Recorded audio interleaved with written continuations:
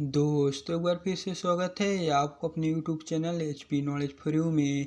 आज की इस वीडियो में हम आपको सामान्य इतिहास से संबंधित इम्पोर्टेंट क्वेश्चनों के आंसर के बारे में बताने जा रहे हैं, जिसे छत्तीसगढ़ व्याकरण द्वारा होने वाले entrance exam pre BEd and DElEd में पूछे जा सकते हैं। एंड अगर आप भी प्री बीएड और डीएलएड इंट्रेंस एग्जाम की तैयारी कर रहे हैं तो आज का यह वीडियो आपके लिए हेल्पफुल होने वाला है, क्योंकि आज की इस वीडियो में हम आपको टॉप 15 MCQ क्वेश्चन के आंसर के बारे में बताएंगे, जिसे बार बार एग्जाम में पूछा जा चुका है। तो चलिए आज की इस वीडियो को बिना टाइम वेस्ट के स्टार्ट करते हैं। तो यहाँ पर आपको 70 नंबर के क्वेश्चन में देखने को मिलेगा कृष्ण भक्ति का प्रथम और प्रधान ग्रंथ कौन सा है। ऑप्शन ए में देखने को मिलेगा गीत गोविंद, ऑप्शन बी है Mahabharat, option C Shrimad Bhagavad Gita, option D इनमें से कोई नहीं। तो इसका राइट आंसर हो जाएगा option number C Shrimad Bhagavad Gita, यानी कि कृष्ण भक्ति का जो प्रथम और प्रधान ग्रंथ है वो श्रीमद् भागवत गीता है। एंड हमने 1 से लेकर 60 तक के क्वेश्चनों के आंसर के बारे में पहले ही वीडियो बनाकर हमारे चैनल में अपलोड कर चुके हैं। अगर आपने उन वीडियो को नहीं देखे हैं तो आप हमारे चैनल में विजिट करके उन सभी वीडियो को देख सकते हैं। एंड अब हम बढ़ते हैं सेकंड नंबर के क्वेश्चन की ओर, यानी कि आपको 18 नंबर के क्वेश्चन में देखने को मिलेगा ऋग्वेद में संपत्ति का प्रमुख रूप क्या है। यानी कि जब ऋग्वेद चल रहा था तो उस समय जो संपत्ति था उसको किस रूप में जाना जाता था। ऑप्शन ए भूमि, ऑप्शन बी गोधन, ऑप्शन सी गोधन और भूमि, ऑप्शन डी इनमें से कोई नहीं। तो इसका सही आंसर हो जाएगा ऑप्शन बी गोधन, यानी कि ऋग्वेद में संपत्ति का जो प्रमुख रूप था वो गोधन रूप में यहाँ पर संपत्ति को जाना जाता था। पुराणों की संख्या कितनी है। Option A 20, option B 60, option C 18, option D 11। तो इसका सही आंसर है ऑप्शन सी 18। पुराणों की संख्या 18 है। एंड यहाँ पर आपको 20 नंबर के क्वेश्चन में देखने को मिलेगा वैदिक धर्म का मुख्य लक्षण इनमें से किसकी उपासना था। ऑप्शन ए पशुपति, प्रकृति, माता, त्रिमूर्ति। तो इसका सही आंसर हो जाएगा ऑप्शन बी प्रकृति, यानी कि वैदिक धर्म का मुख्य लक्षण इनमें से प्रकृति की जो उपासना थी यहाँ पर आपको देखने को मिल जाएगा, यानी कि इसका जो सही आंसर है वो ऑप्शन नंबर बी प्रकृति हो जाएगा। किस देवता के लिए ऋग्वेद में पुरंदर शब्द का प्रयोग हुआ था। यानी कि यहाँ पर आपको 4 देवताओं के नाम देखने को मिल जाएगा और आपको बताना है कि इनमें से किन देवताओं के लिए ऋग्वेद में पुरंदर शब्द का प्रयोग हुआ है। Option A Varun, option B Indra, option C Ram, option D Krishna. तो इसका सही आंसर हो जाएगा ऑप्शन बी इंद्र, यानी कि इंद्र वह देवता था जिसके लिए ऋग्वेद में यहाँ पर पुरंदर शब्द का प्रयोग किया गया था।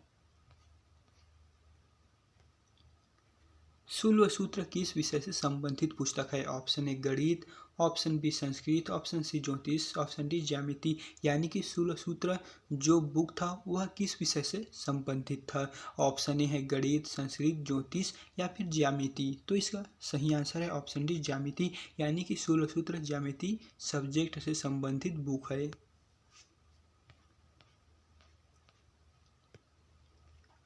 अष्टोमा सदमय कहाँ से लिया गया है। ऑप्शन ए अथर्ववेद से, यजुर्वेद से, ऋग्वेद से या फिर उपनिषद से। यानी कि जो अष्टोमा सदगमय शब्द है उसे कहाँ से लिया गया है। तो यहाँ पर उसका करेक्ट आंसर हो जाएगा ऑप्शन सी ऋग्वेद से, यानी कि अष्टोमा सदगमय ऋग्वेद से लिया गया है। धर्मशास्त्रों में भू राजस्व की क्या दर है। ऑप्शन ए 1/2, 1/4, 1/6, 1/5। तो इसका सही आंसर हो जाएगा ऑप्शन 6 1/6। 1/6 यानी कि धर्मशास्त्रों में भू राजस्व की दर 1/6 है, यानी कि 1/6 जो यहाँ पर धर्मशास्त्रों में भू राजस्व की दर है। फिर आपको 25 नंबर के क्वेश्चन में देखने को मिलेगा प्राचीन भारत में निष्क नाम से क्या जाना जाता है। यानी कि प्राचीन भारत में निष्क किसे जाना जाता है। ऑप्शन ए तांबे को, स्वर्ण आभूषण को, चांदी को या फिर इनमें से कोई नहीं।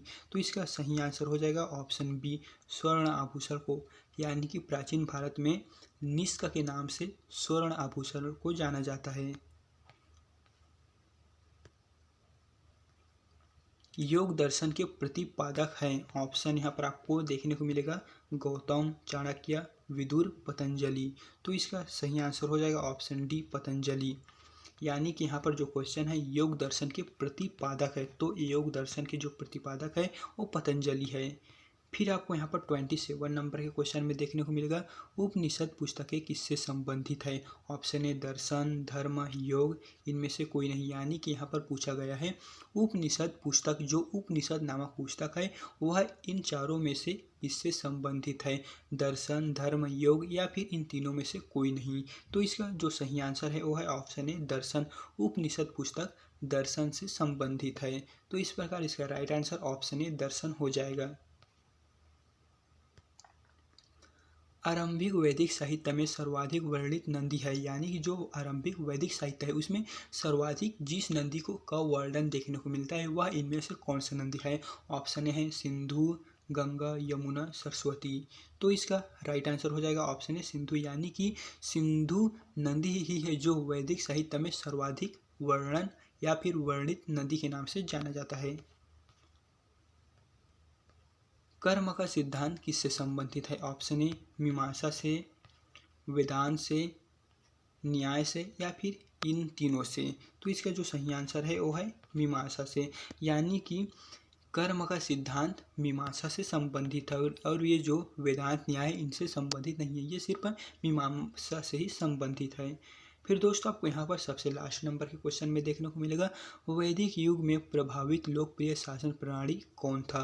गणतंत्र, प्रजातंत्र, राजा शासन या वंशानुगत राजतंत्र। तो यहाँ पर क्वेश्चन है वैदिक युग में प्रभावित लोकप्रिय शासन, यानी कि जो वैदिक युग चल रहा था तो उस समय सबसे प्रभावित लोकप्रिय शासन कौन था, किसका था, गणतंत्र का, प्रजातंत्र का या फिर राजा का शासन का या वंशानुगत राजतंत्र का। तो इसका सही आंसर हो जाएगा वह है ऑप्शन ए गणतंत्र का।